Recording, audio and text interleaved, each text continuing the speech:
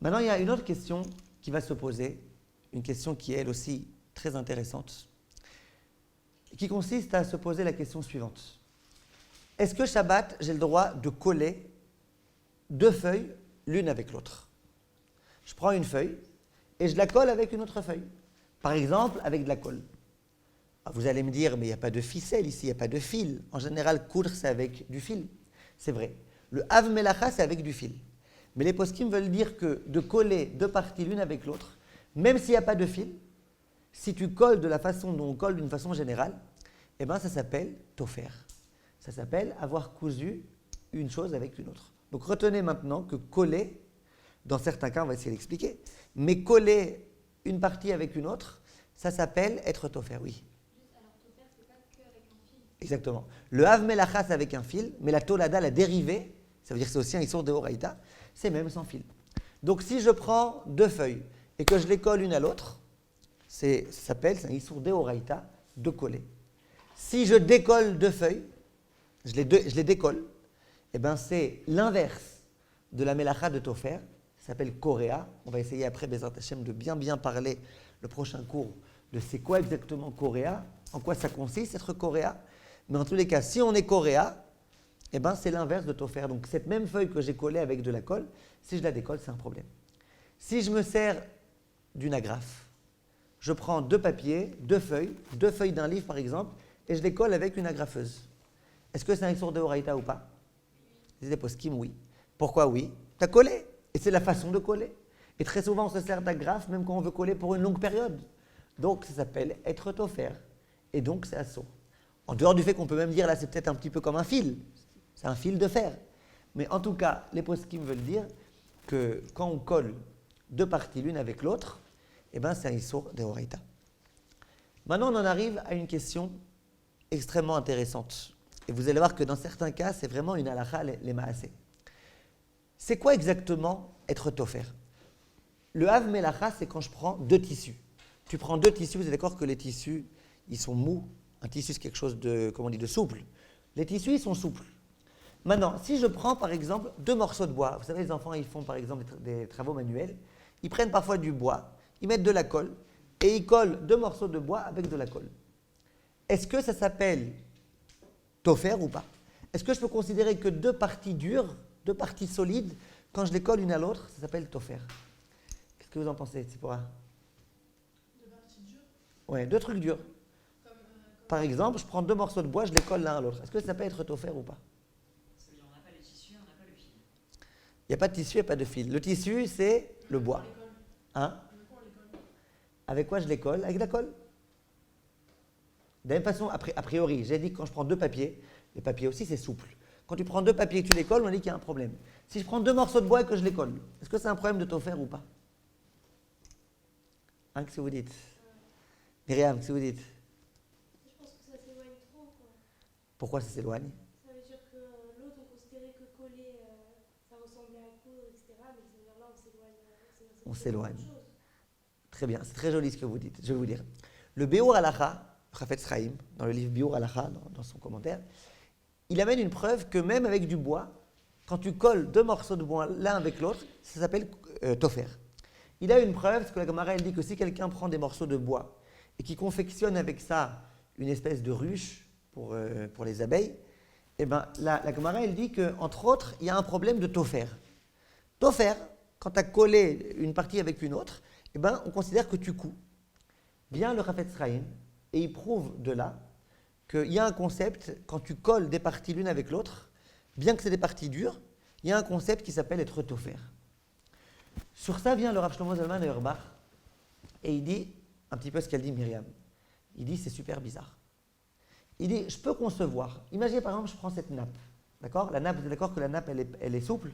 Si je prends la nappe et que je colle plusieurs parties de bois, l'une à côté de l'autre, là je peux comprendre que ça s'appelle tofer. Parce que tu étais sur quelque chose qui était souple. Finalement, le résultat final, il va être souple. Donc, il dit, je peux comprendre la rigueur qui s'appelle être tofer.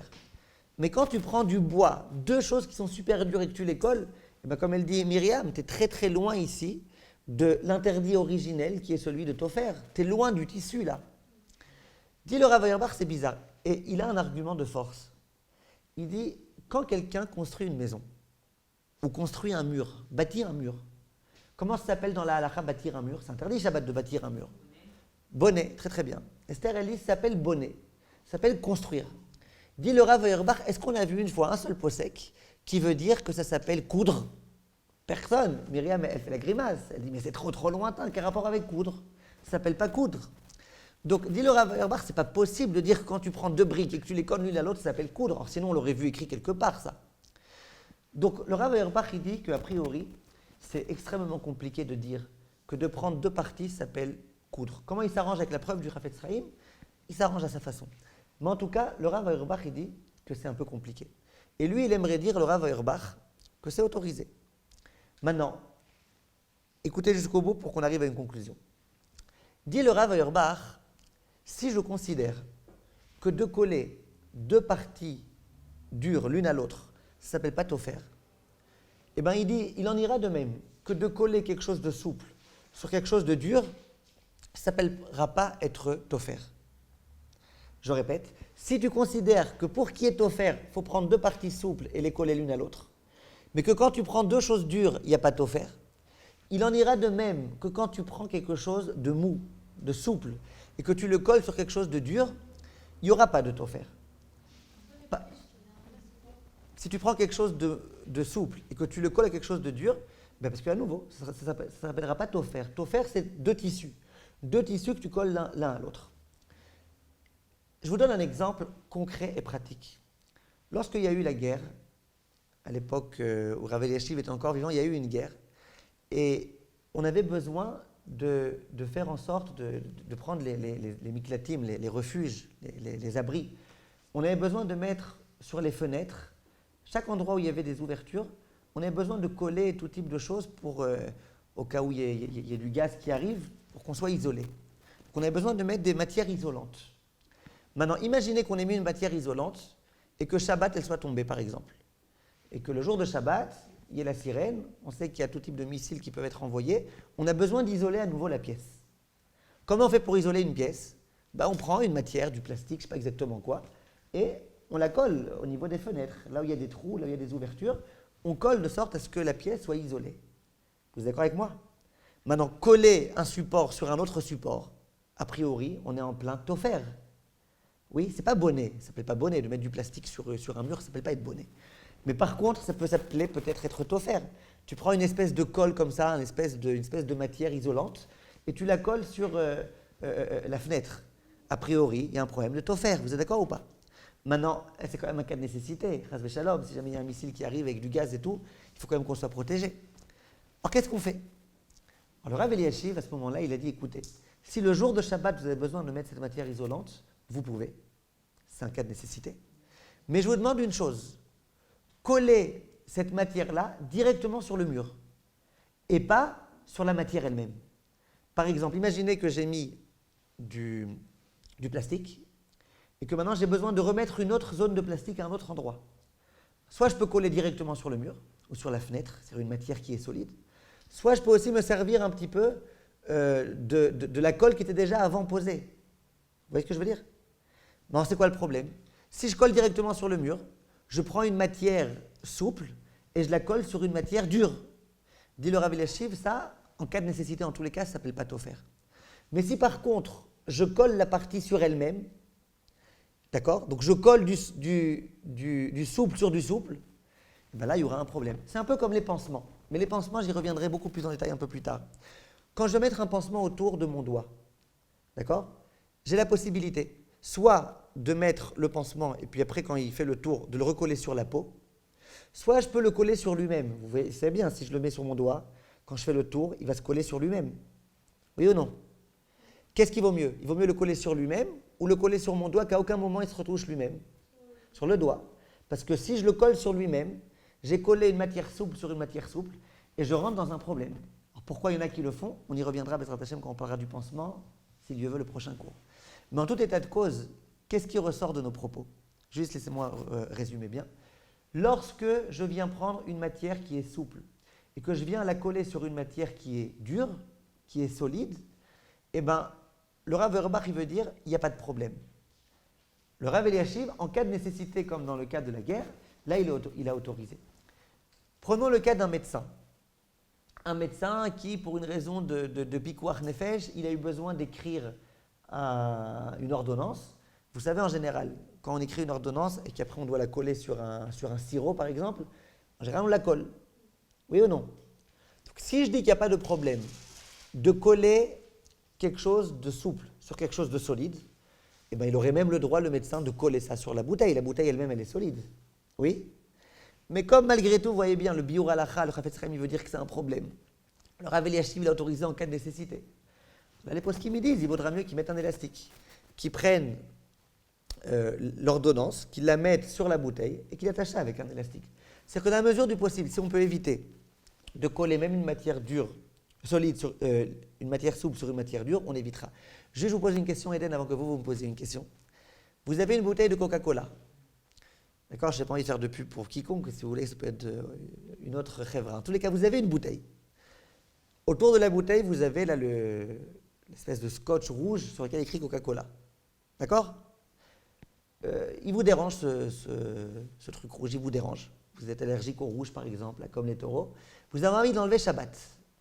Est-ce que vous aurez le droit ou pas? Réfléchissez bien.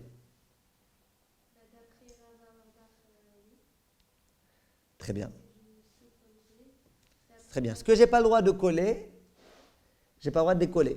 Ce que j'ai le droit de coller, j'ai le droit de décoller. Dit le Rav Auerbach, moi, à mon humble avis, comment ça s'appelle, le souple sur du solide, ce n'est pas un problème. Donc, ce truc-là qui est collé, cette espèce d'étiquette qui est collée sur la bouteille de Coca-Cola, c'est du souple sur du solide. Et donc, il n'y aura pas de problème. Par contre, d'après les poskim qui disent que c'est un problème, d'après le biur halacha qui dit que c'est un problème, et c'est quand même le Chafetz Chaim, on ne peut pas tellement s'amuser, ça sera interdit. Donc, en pratique, est-ce que vous le ferez ou vous ne le ferez pas? Non, en cas de guerre, si vraiment c'est urgent d'enlever l'étiquette du Coca-Cola, vous pourrez, mais vous ne le faites pas. Par contre, j'ai fini, par contre, vous avez parfois une bouteille de Coca-Cola, vous avez envie de la refroidir. Pour la refroidir, vous voulez la faire baigner dans des glaçons et dans tout type de choses. Et vous savez très bien qu'à 100%, si vous mettez ça dans du liquide, dans de l'eau froide, dans des glaçons, vous savez que ça va se défaire. Cette espèce d'étiquette rouge, elle va se défaire. Là, les poskim, ils veulent dire, bon, et là, il ne faut pas exagérer. Ce n'est pas ton intention. C'est vrai que c'est psychréché, mais ce n'est pas ton intention. Ce n'est pas la façon de décoller. Et donc là, pour tout type de raison, et en se servant en particulier de l'opinion du Rav Auerbach qui dit que Bichlal, en principe, il n'est pas censé avoir de problème, là, on autorise de le faire. Du coup, oui. Si quelqu'un veut décoller l'étiquette, il peut de quoi? Décoller. Après le Rav Auerbach, ça devrait être autorisé, mais comme vous voyez bien quand même que c'est un petit peu inéquitable, quand vous avez le Chafetz Chaim contre le Rav Auerbach, c'est un peu inéquitable. C'est une autre génération. C'est Chafetz Chaim, c'est Psakim, ils ont été reçus dans toutes les communautés ashkénazes. Donc, le Rav Auerbach, il a des bons arguments. Mais il n'empêche qu'en cas de nécessité, de grande nécessité, on peut autoriser. Quand ce n'est pas un cas de nécessité, on ne le fait pas. Oui, Eden. Vous avez dit que le Chafetz Chaim, il interdit solide sur solide. Ouais.